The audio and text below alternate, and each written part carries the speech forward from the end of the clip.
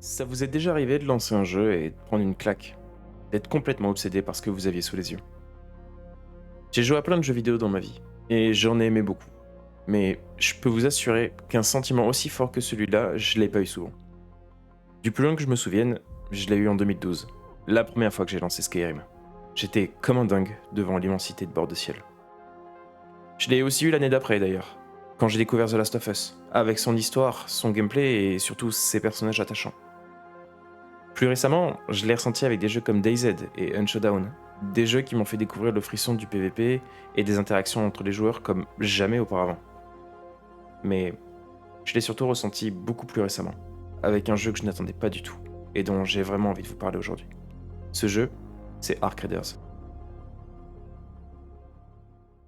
Arc Raiders est un jeu créé par Embark Studio, qui n'est ni plus ni moins qu'un studio composé des ex-employés de chez DICE, et pas n'importe lesquels.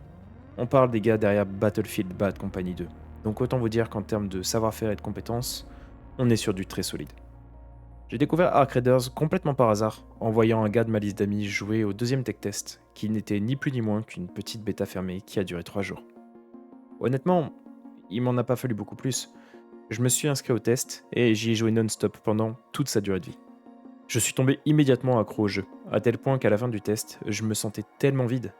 J'avais plus envie de jouer à quoi que ce soit. Les autres jeux me paraissaient si fades à côté. Et j'étais pas le seul, visiblement.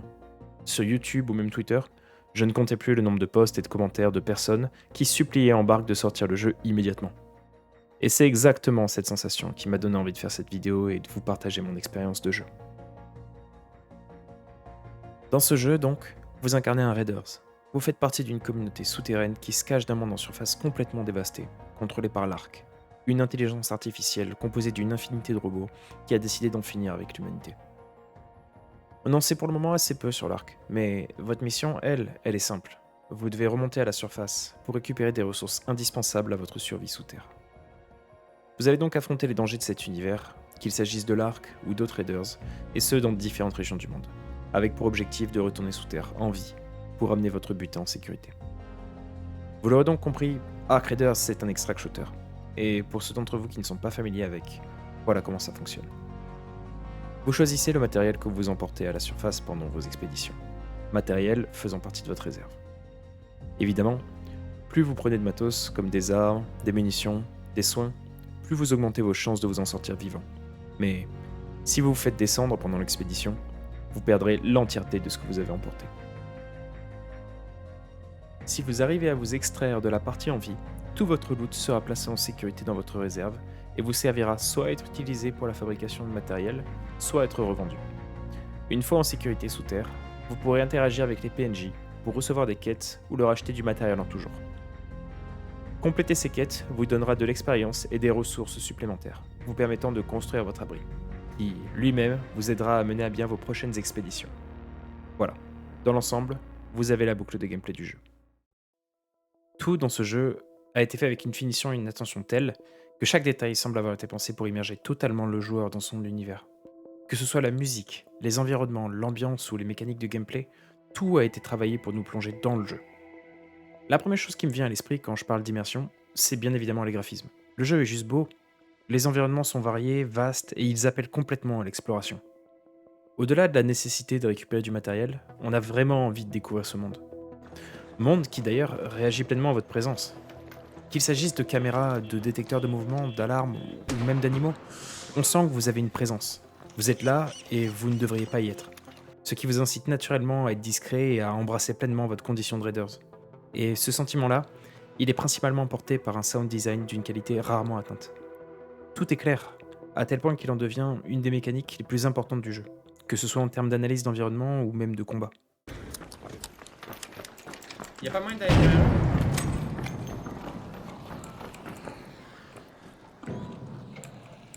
Ils ont pris une Il y en a un tyrolienne. qui est là-dedans là. Ça a pris une tyrolienne. Ouais. Ouais. C'est sûrement à ma porte. Ouais, c'est à ma porte.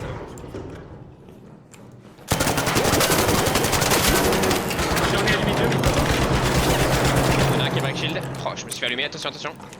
C'est simple, il suffit d'une ou deux parties pour identifier quel son correspond à quoi, à quel danger vous avez affaire et comment rester en sécurité. Pareil pour le système de loot d'ailleurs. Vous voulez ouvrir un conteneur? vous pouvez, sans problème, mais c'est bruyant et risqué. C'est à vous de faire vos choix. C'est la même chose pour le système d'extraction d'ailleurs. Dans les autres extract shooters auxquels j'ai joué, pour sortir de la carte, il faut aller dans une zone, attendre un timer et voilà, fin de partie. Pas dans Ark Raiders. Pour sortir, vous allez devoir appeler un ascenseur. L'ascenseur, il est long, il est bruyant, il va vous faire angoisser comme jamais, parce que vous êtes si proche du but et en même temps si loin. Tant que vous n'avez pas actionné le levier avec l'affichage de retour à Speranza, rien n'est joué. Parce que les petits saligots qui vont essayer de vous attendre à la sortie, il y en a quelques-uns, croyez-moi. Et au final, vous ressentez cette pression jusqu'aux derniers instants. Jusqu'à la dernière seconde de chacune de vos parties, vous êtes plongé dans l'immersion. Autre chose, et ça vous l'avez probablement déjà remarqué, mais les mouvements dans ce jeu sont tellement agréables. C'est simple, on se croirait dans un Assassin's Creed. Si l'obstacle devant vous a l'air d'être escaladable, c'est qu'il est escaladable. Si vous vous lancez dans une descente, vous pouvez faire une glissade super impressionnante. Quand vous sautez de haut, vous pouvez faire une roulade pour amortir la chute. Cette absence de limitation technique, pour moi, elle a un rôle majeur dans l'immersion du jeu. Parce qu'on s'y croit, c'est fluide, c'est dynamique, c'est exactement le genre d'action qu'on imagine un Raiders capable de faire en expédition. Et en parlant de mouvement, je pense qu'il est temps de vous parler du système de combat. Parce que si à un moment vous allez vous rendre compte d'à quel point la mobilité est agréable, c'est quand vous vous lancez dans un affrontement. Ping-moi, j'ai une nade. Ah.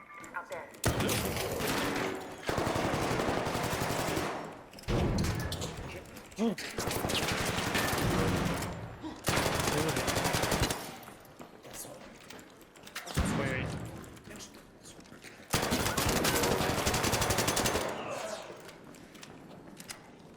Bien joué les gars.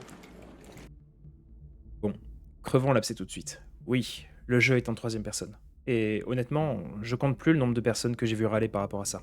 Comme quoi ça donnait un avantage sur les décals, que c'est pas juste dans un jeu PVP. J'avoue que j'ai jamais compris ce point de vue. Déjà parce que si les autres l'ont cet avantage, vous l'avez aussi. Il suffit d'adapter son gameplay en fait. Regardez Fortnite, c'est de la troisième personne. Qui s'en est déjà plaint sincèrement? On n'est pas sur un FPS super compétitif à la The Final où il faut réagir au quart de seconde. Le PvP il est plus lent ici, il est bien plus adapté à la troisième personne. Il suffit juste de comprendre les codes du jeu et de se les approprier. Alors oui, ça laisse peut-être un peu moins de place au côté qui tirera le mieux, mais ça sera au profit de celui qui aura été le plus malin et qui aura lu le jeu de son adversaire. Personnellement, je trouve que ça fait sens dans un jeu où chaque mort compte. Et puis, on peut sentir que le jeu a été conçu pour de la troisième personne. Dans un monde où l'ennemi principal c'est de l'IA, avoir une vue TPS, ça permet d'être plus alerte à votre environnement. Ne pas voir derrière vous avec des robots qui sont capables de vous tourner autour, personnellement, je pense que ça aurait été beaucoup moins agréable. D'ailleurs, tant qu'on parle de robots, ne vous attendez pas à un jeu où les IA ne sont pas un problème, parce que vous seriez vraiment très loin du compte. Les robots de l'Ark sont les ennemis principaux du jeu, et il y en a de toute taille et de toute forme. Ne faites surtout pas l'erreur de penser que chaque ennemi se vaut en termes de difficulté. C'est vite ce qu'on peut se dire après en avoir croisé quelques-uns dans les bâtiments, mais il suffit d'une mauvaise rencontre et c'est terminé. Oh, t'as vu. Putain, c'est pas calculable. Je vais m'occuper de la game d'abord. Quoi? Un autre joueur, mais ça me fait pas. On est mort. Enfin, Oh là là, on est dans la merde. On est dans la merde.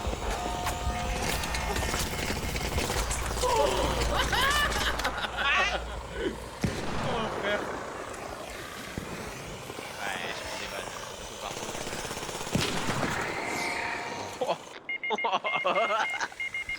Eh ben... On s'est fait défoncer, frère, oh regarde. mon Dieu. Ok, plus jamais je passe par cette open de merde. Globalement, ils sont tous intéressants à leur manière. Ils se complètent les uns les autres. Et bien qu'il n'y en ait pas tant que ça, on n'a pas du tout ce sentiment d'avoir les trois mêmes ennemis en boucle. Chaque robot est différent dans sa conception, dans ses réactions et dans ses méthodes de combat. Vous avez ces espèces d'araignées horribles qui vont essayer de vous face-hug comme si vous étiez dans Alien. Vous avez différents types de boules qui vont au choix soit vous exploser dessus, soit mettre des flammes partout. Vous avez des drones qui vous tirent dessus sans pitié à la seconde où ils vont vous repérer. D'autres qui sont bien plus résistants et qui vous lancent des décharges électriques pour vous immobiliser. Et d'autres sont inoffensifs, mais vous avez intérêt à vous en débarrasser rapidement, avant qu'ils décident d'appeler des renforts. Dans tous les cas, j'ai pas vraiment envie de vous faire la liste complète, parce que je trouve ça vraiment plus intéressant à découvrir. Mais croyez-moi, il y en a certains que vous avez vraiment pas envie de croiser. Que ce soit pour faire face à d'autres joueurs ou à l'arc, le mélange entre les mouvements, le tir et les positionnements, il est hyper addictif et satisfaisant. Déjà, il n'y a pas de hitmarker. Alors, c'est un détail, hein, mais encore une fois, je suis convaincu que c'est pour rajouter au réalisme. Quand vous tirez sur un robot, vous voyez rapidement sa structure se désagréger. Vous comprenez tout de suite que vous l'avez endommagé et que vous êtes sur la bonne voie.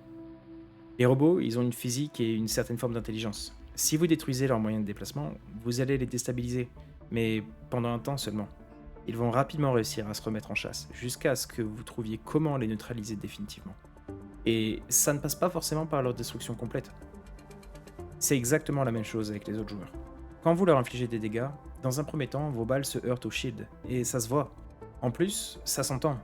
Quand vous détruisez un bouclier, il y a un son distinctif qui vous permet de savoir que votre ennemi est dans une très mauvaise posture. D'ailleurs, quand un raider est mis au sol, il y a une fusée de détresse qui part. Et corrigez-moi si je me trompe, mais j'ai jamais vu une mécanique similaire dans un autre jeu. Et c'est trop malin d'avoir pensé à ça. Déjà, d'un point de vue réalisme, c'est pas surprenant de voir un survivant appeler à l'aide au moyen d'une fusée de détresse. Ensuite, en termes d'informations données, quand vous voyez la fusée partir, vous savez qu'un ennemi est au sol, et donc qu'il n'est plus une menace.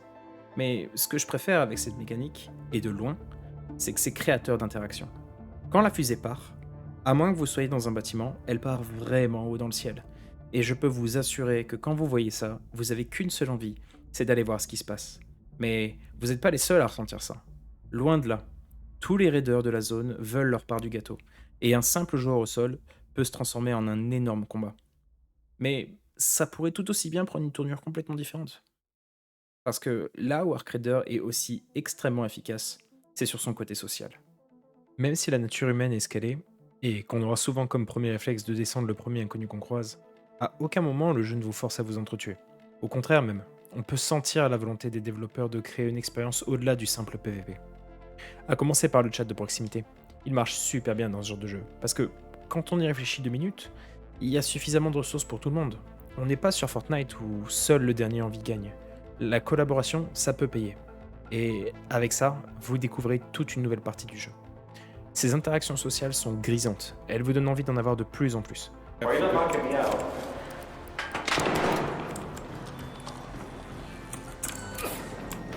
Oh, what?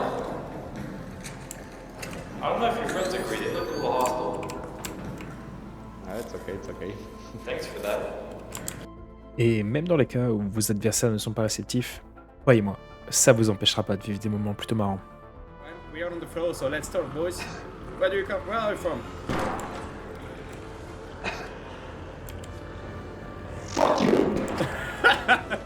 Okay.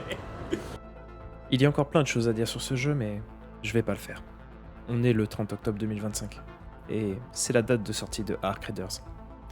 Le meilleur conseil que je pourrais vous donner, c'est d'aller l'acheter, et de découvrir le reste par vous-même. Croyez-moi, vous me remercierez plus tard. Il coûte 40€ et sincèrement, il en vaut chaque centime. Le jeu n'est pas encore disponible au moment où je vous parle, et pourtant il me fait déjà cet effet nostalgique que me font les jeux qui m'ont marqué. J'imagine que c'est plutôt bon signe. En tout cas, n'hésitez pas à vous abonner à cette chaîne, parce que ce jeu m'a donné envie de me lancer dans la création de contenu. Je vais continuer à vous proposer des vidéos sur Arc Raiders et aussi jouer aux jeux en live sur Twitch. Je vous laisse le lien de la chaîne Twitch en description si jamais ça vous intéresse. Ah, et au fait, moi c'était Chloub. Ravi de vous rencontrer, merci de m'avoir écouté et à la prochaine.